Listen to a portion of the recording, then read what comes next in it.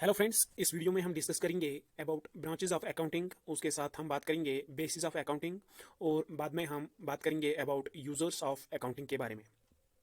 तो depending upon the information needs of various users of accounting information, there are several branches of accounting. और ये जो branches of accounting है, ये developments of accounting में भी आ जाती है। इनको कुछ फॉर्म्स यहाँ पे भी आ जाती है, लेकिन कुछ फॉर्म्स यहाँ पे ऐसी है कि जो पुराने ज़माने से चली आ रही है। फर्स्टली इसकी जो ब्रांच है वो है फाइनेंशियल अकाउंटिंग। इसमें क्या करते हैं, इसमें ट्रांजैक्शंस को रिकॉर्ड करते हैं, ट्रांजैक्शंस को एनालाइज करते हैं, क्लासिफाई करते हैं, फिर उसका बाद में क्या करते हैं, स्टेटमेंट बनाते हैं, फाइनेंशियल स्टेटमेंट बनाते हैं, जिससे कंपनी को आसानी होती है डिफरेंट चीज़ें डिसाइड करने में, डिफरेंट प्लानिंग करने में। तो इस तरह से ये जो फाइनेंशियल अकाउंटिंग है ये बेसिक ब्रांच ऑफ अकाउंटिंग है। तो यहाँ पे क्या किया जाता है, जो हमने अभी तक बात की है कि ट्रांजेक्शन्स को पहले एनालाइज किया जाता है, फिर आइडेंटिफाई किया जाता है, फिर मेजर किया जाता है, फिर उसके बाद रिकॉर्डिंग की जाती है, जर्नलाइज किया जाता है ट्रांजेक्शन्स को, उसके बाद पोस्टिंग की जाती है लेजर में और बाकी बुक्स में, और डिफरेंट स्टेटमेंट्स प्रिपेयर किए जाते हैं। तो फाइनेंशियल अकाउंटिंग में ये सब चीज़ें होती है। तो इसमें यही चीज़ें होती है इस फाइनेंशियल अकाउंटिंग में। और यहाँ पे हमारे सिलेबस में जो है, यहाँ पे सबसे पहले अगर आपने देखा होगा कि जेके एसएसबी पंचायत अकाउंट्स असिस्टेंट का जो सिलेबस था उसमें खाली फाइनेंशियल अकाउंटिंग थी और उसमें बाकी कोई अकाउंटिंग की ब्रांच नहीं थी। लेकिन जो फाइनेंस अकाउंट्स असिस्टेंट का जो सिलेबस है उसमें एक तो फाइनेंशियल अकाउंटिंग रखी गई है और रखी गई है कॉस्ट अकाउंटिंग भी। तो ये दो वास्ट सब्जेक्ट्स है। तो यहाँ पे अब हम बात करते हैं कॉस्ट अकाउंटिंग के बारे में। कॉस्ट अकाउंटिंग के बारे में बात करेंगे। ये एक ऐसी ब्रांच है जहाँ पे देखा जाता है कि प्रोडक्ट का कॉस्ट कितना आया है। अगर हम कोई सर्विस प्रोवाइड कर रहे हैं, अगर कोई कंपनी कोई प्रोडक्ट बना रही है, तो उस पर उसको कितना खर्चा आ रहा है, किस कीमत पे उसको बेच देना पड़ेगा। फॉर एग्जांपल अगर कोई कंपनी एक कार बनाती है, फॉर एग्जांपल मारुति सुजुकी ने एक कार बना ली, तो बाद में वो उसकी कॉस्ट अकाउंटिंग करते हैं। कॉस्ट अकाउंटिंग से उन लोगों को पता चलता है, उन लोगों को क्या पता चलता है कि इसका कॉस्ट कितना आया है, इसकी लागत कितनी आई है और ये मार्केट में कस्टमर्स को किस रेट पे मिलनी चाहिए। तो इसको हम इस प्रोसेस को क्या बोलते हैं, इस अकाउंटिंग को, इस किस्म की अकाउंटिंग को बोलते हैं cost accounting. In simplest terms मैंने आपको एक्सप्लेन करके दिया है यहाँ पे। आप अगर चाहें तो इसका स्क्रीनशॉट लेके इसको अपनी कॉपी पे नोट डाउन कर सकते हैं, या अगर आप ये नहीं करना चाहते हैं तो आप एक स्टोरी के फॉर्म में इसको सुन लीजिए कि सिंपल भाषा में आप इन चीज़ों को सुन लीजिए कि क्या चीज़ क्या होती है। अगर आपको कुछ भी पता नहीं है इस अकाउंटिंग के बारे में, तो यहाँ पे हम एक बहुत ही सिंपल आसान भाषा में समझाएंगे आपको कि क्या चीज़ क्या होती है। फिर आता है मैनेजमेंट अकाउंटिंग। तो यहाँ पे क्या होता है, ये भी एक ब्रांच ऑफ अकाउंटिंग है। तो यहाँ पे अकाउंटिंग इन्फॉर्मेशन इस तरह से प्रेजेंट की जाती है, जो कंपनी का मैनेजमेंट होता है, जो बिजनेस का मैनेजमेंट होता है, जिनका ओरिजिनली बिजनेस होता है, जो मतलब ऊपर बिजनेस, फॉर एग्जांपल बिजनेस में चलाने वाले बहुत होते हैं, वर्कर्स होते हैं, वहाँ पे एम्प्लॉयज़ होते हैं, तो बहुत सारे लोग वहाँ पे होते हैं। लेकिन उसके जो टॉप मैनेजमेंट होता है तो उनको दिया जाता है, उनको के लिए ये जो अकाउंटिंग की जाती है उससे उनको पता चलता है कि ये जो कंपनी है कैसी चल रही है, कहाँ पे कोई किसी जगह पे कोई प्रॉब्लम तो नहीं है, किस सेक्टर में हमें कोई काम करना चाहिए, किस सेक्टर में नहीं करना चाहिए। तो वो इस अकाउंटिंग की मदद से देख सकते हैं कि किस सेक्टर में हमें कोई इम्प्रूवमेंट की ज़रूरत है, या हमारा कॉस्ट किस तरह का होना चाहिए, हमारा एक्सपेंडिचर किस तरह का होना चाहिए, और बजट किस तरह का होना चाहिए। तो ये जो मैनेजमेंट अकाउंटिंग है ये इसीलिए की जाती है ताकि मैनेजमेंट को इन्फॉर्मेशन प्रोवाइड की जाए, जो कंपनी होती है उसके बारे में, डिफरेंट जो काम वहाँ पे हो रहे हैं तो उसके बारे में मैनेजमेंट को आगाह किया जाए ताकि वो उनको डिसीजन मेकिंग में आसानी हो जाए। फिर है social responsibility accounting. Social responsibility accounting different companies ने आपने देखा होगा कि डिफरेंट कंपनीज ना सिर्फ अपने लिए काम करती हैं बल्कि कुछ सोसाइटी के लिए भी कुछ खास काम करते हैं, कुछ कंट्रीब्यूशन करते हैं। फॉर एग्जांपल किसी जगह पे किसी कंपनी, फॉर एग्जांपल अगर कोई कंपनी डिफरेंट, फॉर एग्जाम्पल एक कार कंपनी है, लेकिन वो कार बनाने के साथ साथ कुछ सोशल वर्क भी करती है। किसी जगह पे कोई प्लांटेशन ड्राइव स्टार्ट करती है, किसी जगह पे कन्वीनियंस के लिए उन्होंने पब्लिक कन्वीनियंस बनाया, किसी जगह पे कोई वो क्या कहते हैं उसको, कोई पार्क बना ली, या किसी जगह पे कोई फुटपाथ बना लिया, या किसी जगह पे कोई लाइटिंग अरेंजमेंट किया, स्ट्रीट लाइटिंग का अरेंजमेंट किया सोसाइटी के लिए। तो जाहिर है कि उन्होंने जो डिफरेंट कंपनीज होती है, जो बड़ी बड़ी कंपनीज होती है, वो बहुत ही ज़्यादा पैसा कमा लेते हैं सोसाइटी में होके। जिस सोसाइटी में वो रहते हैं उसी सोसाइटी के लोगों को जो सर्विसेज प्रोवाइड करते हैं, जो गुड्स वगैरह सेल करते हैं उन लोगों को, तो वापस में क्या देते हैं, उनको बहुत ज़्यादा प्रॉफिट हो जाता है उन कंपनीज़ को। लेकिन उसके अलावा फिर वो क्या करते हैं, फिर उनको एज ए सोशल रिस्पॉन्सिबिलिटी वो कुछ और करना चाहते हैं सोसाइटी के लिए। तो इसलिए ये लोग क्या करते हैं कि सोशल रिस्पॉन्सिबिलिटी निभाने के लिए कुछ काम करते हैं। तो इस चीज़ को क्या कहते हैं, इस ब्रांच ऑफ अकाउंटिंग को हम कहते हैं सोशल अकाउंटिंग। तो इसमें यहाँ पे क्या लिखा है, it is concern with presentation of accounting information by the business entities and other organisation from the view point of society by showing the social cost incurred such as environmental pollution by the enterprise and social benefits such as infrastructure development and employment opportunities created by them. तो यहाँ पे social responsibility accounting में ये लोग क्या किस चीज़ का हिसाब रखते हैं कि हमने कितना कंट्रीब्यूट किया। फॉर एग्जांपल हमारी फैक्ट्री में इतना फॉर एग्जांपल 10 टन कोल उन्होंने यूज़ किया, तो उससे कितना ज़्यादा पोल्यूशन हो गया, माहौल को कितना तबाही हुई है। और इस चीज़ का भी हिसाब वो रखते हैं कि उन्होंने सोसाइटी के लिए क्या किया, सोसाइटी की बेनिफिट के लिए क्या किया, कौन कितने लोगों को एम्प्लॉयमेंट दे दी। तो इस तरह से ये जो अकाउंटिंग होती है, इन चीज़ों का जो हिसाब किताब होता है उसको क्या कहते हैं, सोशल रिस्पॉन्सिबिलिटी अकाउंटिंग। फिर आती है एक और नई ब्रांच जिसको हम कहते हैं ह्यूमन रिसोर्स अकाउंटिंग। तो it is concern with identification, quantification and reporting of investment made in the human resource for an enterprise. For example कोई कंपनी जब डिफरेंट एम्प्लॉयज़ को एम्प्लॉयमेंट दे देती हैं, जॉब दे देते हैं, तो उनकी ट्रेनिंग के लिए वो कुछ पैसा स्पेंड करते हैं। तो इस पैसे का हिसाब किताब रखने के लिए कि उन्होंने डिफरेंट एम्प्लॉयज़ को वहाँ पे हायर किया है, तो उनकी हायरिंग में कितना उनको पैसा लगा, कितना खर्चा आया उनको, उस कंपनी को, तो इसको क्या कहते हैं, इसको कहते हैं human resource accounting. Human resource कुछ पहले पहले इसको मेजर नहीं किया जा सकता। फॉर एग्जांपल एक कोई बंदा है, वो काम कर रहा है किसी फैक्ट्री में, तो उसको इन मनी टर्म्स मेजर नहीं किया जा सकता है, उसकी सर्विसेज को इन मनी टर्म्स मेजर नहीं किया जा सकता है। लेकिन आजकल क्या है कि आजकल इस ह्यूमन रिसोर्स को भी क्वान्टिफाई किया जाता है। फॉर एग्जाम्पल कितना पैसा स्पेंड करती है एक कंपनी एक एम्प्लॉय को ट्रेनिंग देने में, तो उसको क्या कहते हैं, उसको कहते हैं ह्यूमन रिसोर्स अकाउंटिंग। ये एक मॉडर्न ब्रांच ऑफ अकाउंटिंग है। तो ये किस में आ जाएगा, ये डेवलपमेंट्स ऑफ अकाउंटिंग में भी एक पॉइंट आ जाता है इसका। तो अब हम बात करते हैं बेसिस ऑफ अकाउंटिंग की। अकाउंटिंग किस बेसिस पे हम करते हैं, तो हम यहाँ पे 3 बेसिस पे अकाउंटिंग करते हैं। एक का नाम है कैश बेसिस, दूसरे का नाम है एक्रूअल और मर्केंटाइल बेसिस, तीसरे का नाम है मिक्सड और हाइब्रिड बेसिस।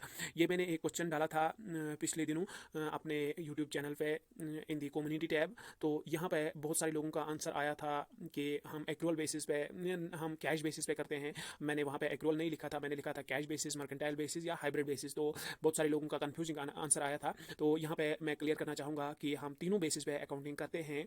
मॉडर्न अकाउंटिंग जो होती है ऑन कैश बेसिस या एक्रूअल और मर्केंटाइल बेसिस या मिक्सड हाइब्रिड बेसिस। लेकिन अभी हम देखेंगे कि कौन सा चलता है और कौन सा नहीं चलता है। तो यहाँ पे हम बात करेंगे अभी कैश बेसिस ऑफ अकाउंटिंग की। यहाँ पे क्या है कि जब एक ट्रांजैक्शन होती है अगर उसमें पैसों का लेन देन नहीं हुआ है तो उसको रिकॉर्ड नहीं किया जाता है। लेकिन जिस टाइम पे पैसों का लेन देन हो जाए तो उसी टाइम इस ट्रांजैक्शन को रिकॉर्ड किया जाता है। फॉर एग्जांपल एक दुकानदार से आपने कोई चीज़ खरीद ली, तो आपने ऐसे ही उधार पे खरीद ली है, तो वो क्या करेगा, वो उसको रिकॉर्ड नहीं करेगा क्योंकि आपने उसको पैसा नहीं दिया है। तो जब आप दूसरे दिन या तीसरे दिन या 10 दिन बाद उसको पैसा लौटा दोगे तो उस टाइम वो रिकॉर्ड करेगा और आप भी रिकॉर्ड करोगे। तो उसको क्या कहते हैं, कैश बेसिस। यानी यहाँ पे जब एक्चुअल कैश रिसीट होता है या एक्चुअल कैश पेमेंट होती है तो उसी टाइम पेमेंट रिकॉर्ड की जाती है, ट्रांजैक्शन उसी टाइम रिकॉर्ड की जाती है। और क्रेडिट ट्रांजैक्शन यहाँ पे रिकॉर्ड नहीं की जाती है, यहाँ पे कोई क्रेडिट ट्रांजैक्शन रिकॉर्ड नहीं की जाती है। तो अनी इनकम, जब कोई इनकम रिसीव होती है या एक्सपेंडिचर पे किया जाता है या एसेट परचेज किया जाता है और जिसके लिए कैश दिया जाए या लाइबिलिटी पे की जाए और यहाँ से कैश दिया जाए उसके लिए, तो उस टाइम वो रिकॉर्ड की जाती है ऑन कैश बेसिस में। तो दूसरा जो बेसिस है यहाँ का, तो वो क्या है अकाउंटिंग बेसिस, वो है एक्रूअल और मर्केंटाइल बेसिस। यहाँ पे क्या होता है कि जब भी ट्रांजेक्शन होती है, चाहे पैसा आप उसी टाइम दे दोगे या नहीं दोगे, या कोई जो बायर है आपका वो आपसे कोई चीज़ खरीद लेगा, तो वो पैसा दे या ना दे, लेकिन ये जो ट्रांजैक्शन होती है वो उसी टाइम रिकॉर्ड की जाती है। यानी हम सिंपल भाषा में ये कह सकते हैं, revenue is recognised when it is earned और accrued and expenses are recognised when they are incurred.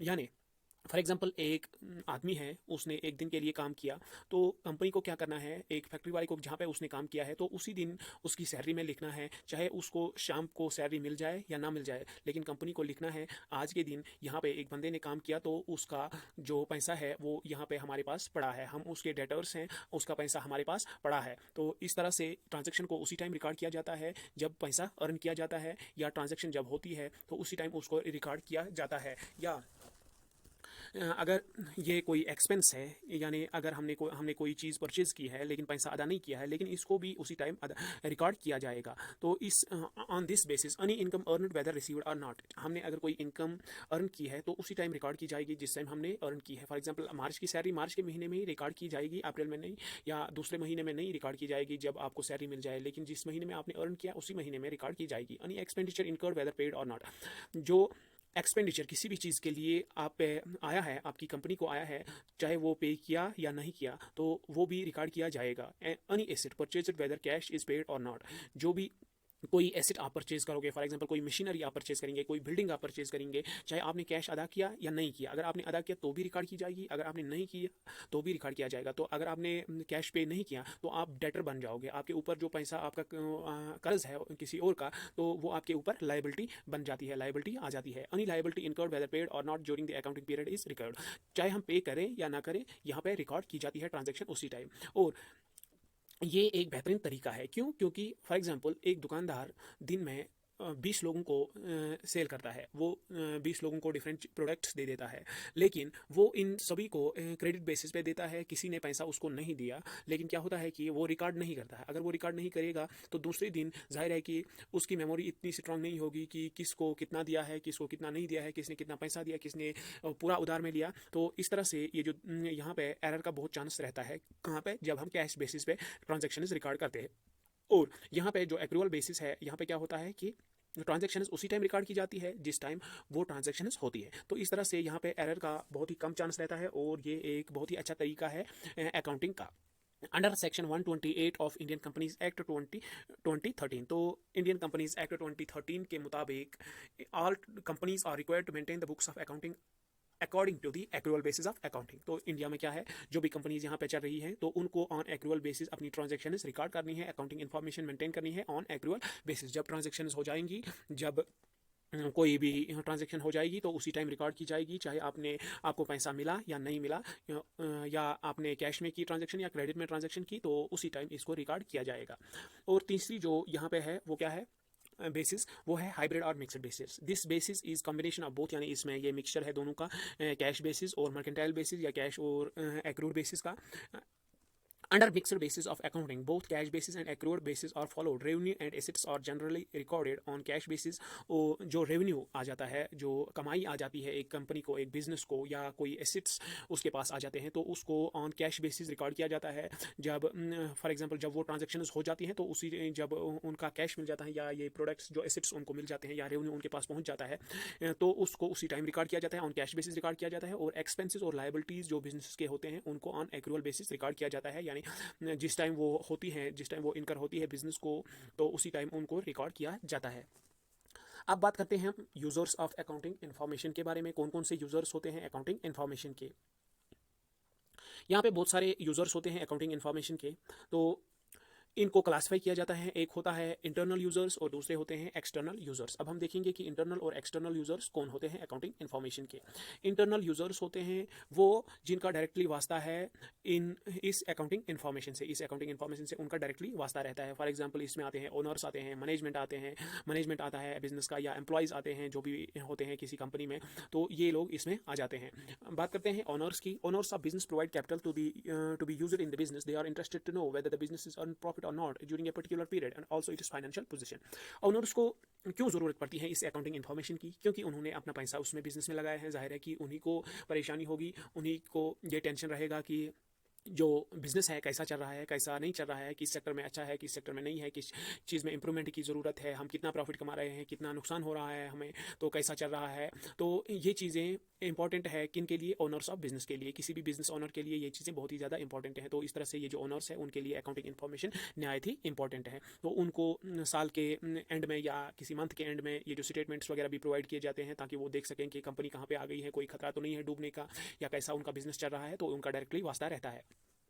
फिर बात करते हैं मैनेजमेंट का। जो मैनेजमेंट उस बिजनेस को चला रहा है तो उसको भी इस अकाउंटिंग इन्फॉर्मेशन की डायरेक्टली ज़रूरत पड़ती है, तो उनको भी हम इंटरनल यूजर्स कहेंगे, क्योंकि ये जो मैनेजमेंट होता है बिजनेस को चलाने में इन्हीं का रोल रहता है। जो ओनर्स होते हैं उनका काम होता है कि बिजनेस में पैसा लगाएं, इन्वेस्ट करें, कैपिटल लगाएं, लेकिन जो मैनेजमेंट होती है उसको डिसीजन लेना पड़ता है with the help of other users, with the help of other management या एम्प्लॉयज़ वगैरह जो होते हैं वहाँ पे, तो उनको डिसीजन वगैरह लेने होते हैं बिजनेस के लिए।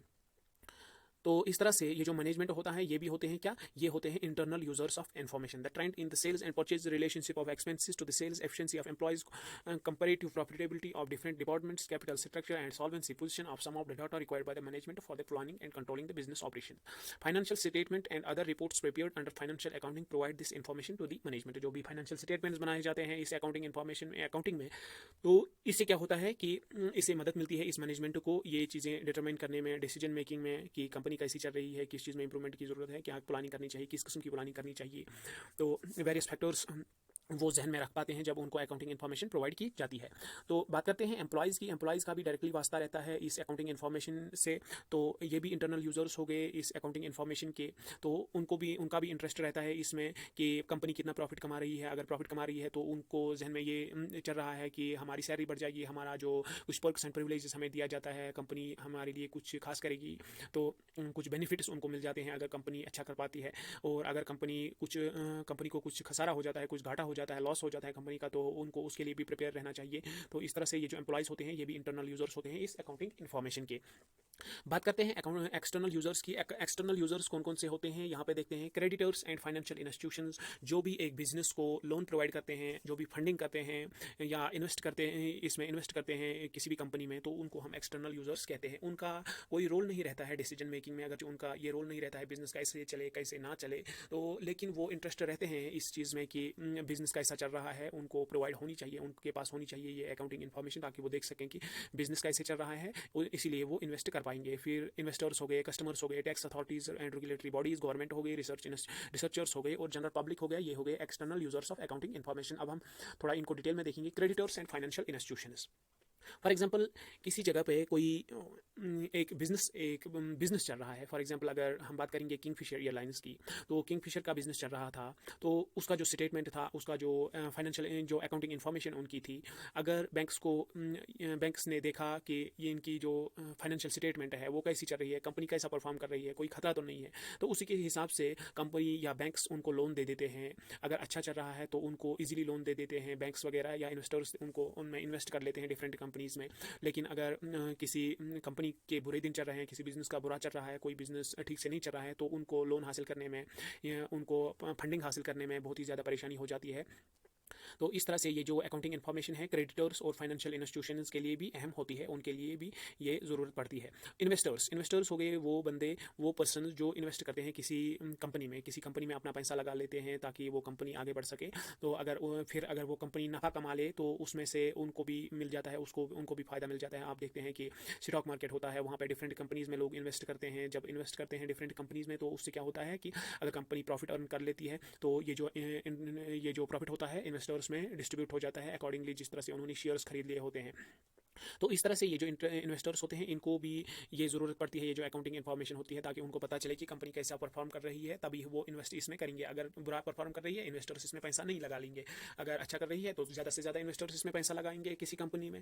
तो इस तरह से यहाँ पे कस्टमर्स भी जो अकाउंटिंग इन्फॉर्मेशन है उसके यूज़र्स होते हैं। Customers who buy and use the products and the services of business enterprise are interested in knowing the details of the products and prices charged to them. जाहिर है कि ये जो अकाउंटिंग इन्फॉर्मेशन होती है इसमें जो डिफरेंट प्रोडक्ट्स होते हैं उनकी डिटेल्स वगैरह भी दी जाती है, और जो प्राइसेस के बारे में जानकारी होती है, तो इसको जानने के लिए कस्टमर्स को भी ज़रूरत पड़ती है। लिहाजा ये जो कस्टमर्स होते हैं इनको भी अकाउंटिंग इन्फॉर्मेशन की ज़रूरत पड़ती है।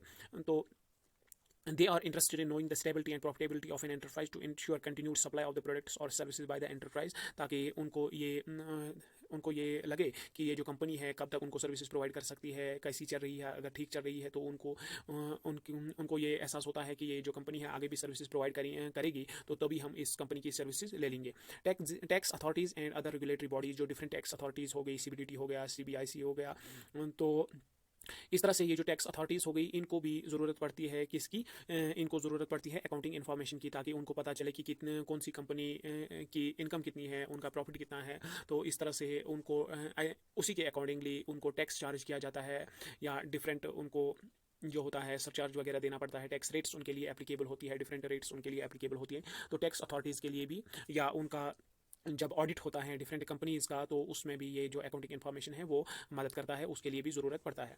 और क्या हो गया, इस अकाउंटिंग इन्फॉर्मेशन की जो एक्सटर्नल यूजर्स है उसमें गवर्नमेंट भी आ जाती है। The scarce resources of the countries are used by the business enterprises. Information about the performance of business units in different industries helps the government in policy formulation for the development of trade industry allocation and scarce resources grant of subsidy etcetera. तो इस तरह से government को भी पता चलता है कि कौन सी कंपनी कैसी चल रही है, किन कंपनीज़ को मदद की ज़रूरत है, सब्सिडी वगैरह की ज़रूरत है, या किस इंडस्ट्री में क्या करना चाहिए क्या नहीं करना चाहिए। तो गवर्नमेंट को भी डिसीजन मेकिंग में मदद मिलती है जब उनको ये जो कंपनीज़ है उनकी अकाउंटिंग इन्फॉर्मेशन उनके पास आ जाते हैं। तो इस तरह से ये जो गवर्नमेंट है ये भी एक ये एक्सटर्नल यूजर्स हो गए। तो ये जो डायरेक्टली इंटरफेयर नहीं कर सकते हैं कंपनी में, कंपनी के डिसीजन मेकिंग में ये इंटरफेयर नहीं कर सकते हैं, लेकिन इनका जो वास्ता रहता है उनका अकाउंटिंग इन्फॉर्मेशन के साथ, ये एक्सटर्नल यूजर्स होते हैं। इसके अलावा रिसर्चर्स होते हैं जो रिसर्च कंडक्ट करते हैं, जो अकाउंटिंग इन्फॉर्मेशन यूज़ करते हैं और उसको या उनके जो फाइनेंशियल स्टेटमेंट्स होते हैं उनको एनालाइज वगैरह करते हैं, फिर जो सजेशंस वगैरह देते हैं डिफरेंट कंपनीज़ को या डिफरेंट रिसर्च पेपर्स में लिखते हैं जो रिसर्चर्स होते हैं। तो इस तरह से ये जो अकाउंटिंग इन्फॉर्मेशन होती है ये उनके काम भी आ जाती है, रिसर्चर्स के काम भी आ जाती हैं, ताकि बेहतर से बेहतर प्लानिंग की जाए आगे फ्यूचर में। तो जनरल पब्लिक के लिए भी ये अकाउंटिंग इन्फॉर्मेशन अहम रहती है। Accounting information general public at large can get a view of the earning capacity and stability of enterprise as well as social responsibility measures taken by the enterprise particularly in its area of operation and also the employment opportunities provided to the locals। जब लोगों के पास accounting information होगी company की तो उससे उनको पता चलेगा कि ये जो कंपनी है कैसा परफॉर्म कर रही है, कि अगर उनके इलाके में पर्टिकुलरली वो हो, फॉर एग्जांपल अगर किसी इंडस्ट्रियल एरिया में एक कंपनी है तो वहाँ पे क्या है कि वहाँ के लोकल जो होते हैं, तो नज़दीक वाले जो लोकल्स होते हैं या स्टेट के जो लोकल्स होते हैं, तो उनको ये पता चलता है कि इस कंपनी का कैसा बिजनेस चल रहा है, ये डिफरेंट लोगों को एम्प्लॉय करेगी, जो अनएम्प्लॉयड है उनको एम्प्लॉयमेंट अपॉर्चुनिटीज़ मिल सकती है इस कंपनी में। तो इस तरह से ये जो अकाउंटिंग इन्फॉर्मेशन होती है जनरल पब्लिक के लिए भी इंपॉर्टेंट होती है। जनरल पब्लिक भी अकाउंटिंग इन्फॉर्मेशन की एक्सटर्नल यूज़र्स होते हैं। तो यहाँ पे अगर हम बात करेंगे रोल ऑफ अकाउंटेंट के बारे में, रोल अकाउंटेंट का रोल क्या रहता है, तो उसका सबसे पहला रोल होता है, जो भी अकाउंटेंट होता है जो ये अकाउंटिंग रिकॉर्ड्स वगैरह मेंटेन कर लेता है, तो उसका रोल रहता है एज ए रिकॉर्ड कीपर, यानी वो सभी जो ट्रांजैक्शंस होती है डिफरेंट स्टेटमेंट्स वगैरह बना लेता है, तो एज ए रिकॉर्ड कीपर वो काम कर लेता है। उसका रोल होता है वो as a record keeper act कर लेता है। Provider of information to the management, accountant ही सभी जो इन्फॉर्मेशन मैनेजमेंट को होती है डिफरेंट चीज़ों के बारे में, डिफरेंट ट्रांजेक्शन्स के बारे में अकाउंटिंग इन्फॉर्मेशन दे देता है, किसको, मैनेजमेंट को दे देता है। प्रोटेक्टर ऑफ बिजनेस एसेट्स, तो जो बिज़नेस के एसेट्स वगैरह होते हैं तो उनका हिसाब किताब भी कौन रखता है, ये एक अकाउंटेंट ही रखता है। तो उसकी वजह से जो एसेट्स वगैरह होते हैं तो उसको प्रोटेक्ट करता है कौन सा, ये जो अकाउंटेंट होता है यही प्रोटेक्ट कर लेता है। He advise the management about insurance of various assets and maintenance of the same, उसको ये पता चलता है कि कौन सा एसेट है, किसको इंश्योरेंस की ज़रूरत है, किस एसेट को डिप्रिसिएशन का ज़्यादा असर पड़ता है, किस एसेट को बेच देना चाहिए, किसको रखना चाहिए।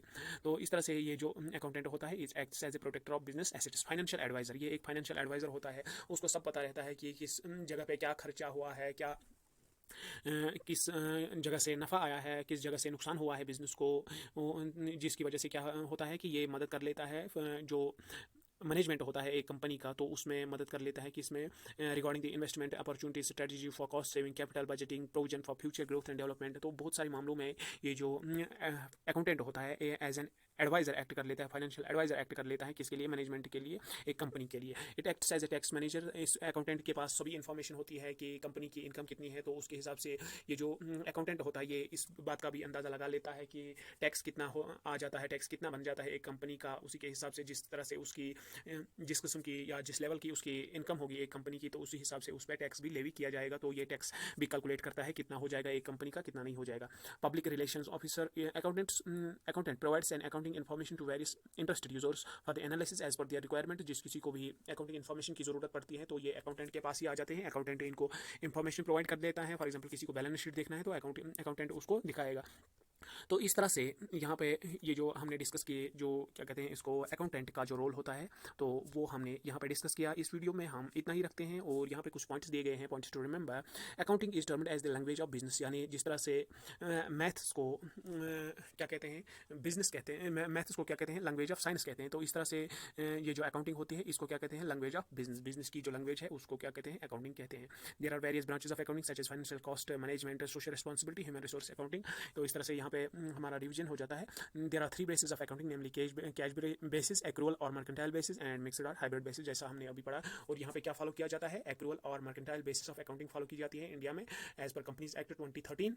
यहाँ पे कंपनीज़ के लिए ये इंपॉर्टेंट है, ये ज़रूरी है कि वो अपना जो अकाउंटिंग इन्फॉर्मेशन है वो ऑन कैश और वो on accrual or mercantile basis record करें, सभी जो ट्रांजैक्शंस उनके वहाँ पे होती है। तो इस तरह से इस वीडियो को हम यहीं पे एंड करते हैं। तो अगर वीडियो पसंद आए तो लाइक का बटन ज़रूर दबा लेना और चैनल को सब्सक्राइब ज़रूर कर लेना।